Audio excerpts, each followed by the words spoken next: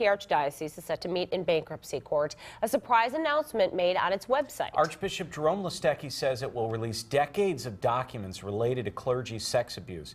Angelica Duria live at the federal courthouse, where victim support groups are voicing concerns.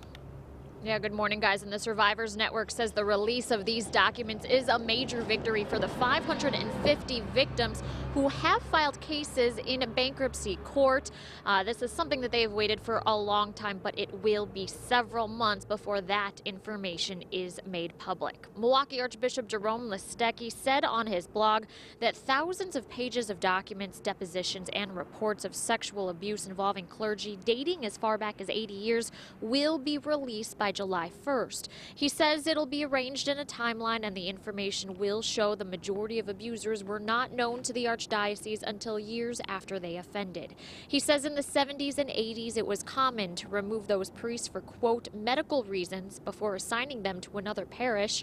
Listecki also says documents will show that beginning in the early 90s, the Archdiocese began taking abuse much more seriously. He admits that those documents will not be pleasant to read. It will elicit anger and embarrassment, and he says, quote, the release of documents is something abuse survivors have asked for, and if it can help us keep moving forward, I am willing to do it.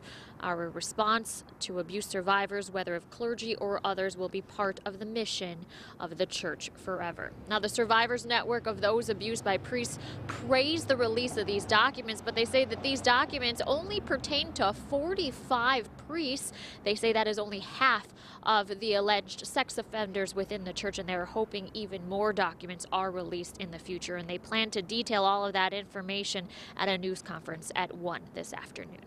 Reporting live at the federal courthouse, Angelica Duria, Fox 6 News. Thank you, Angelica. 5:33 this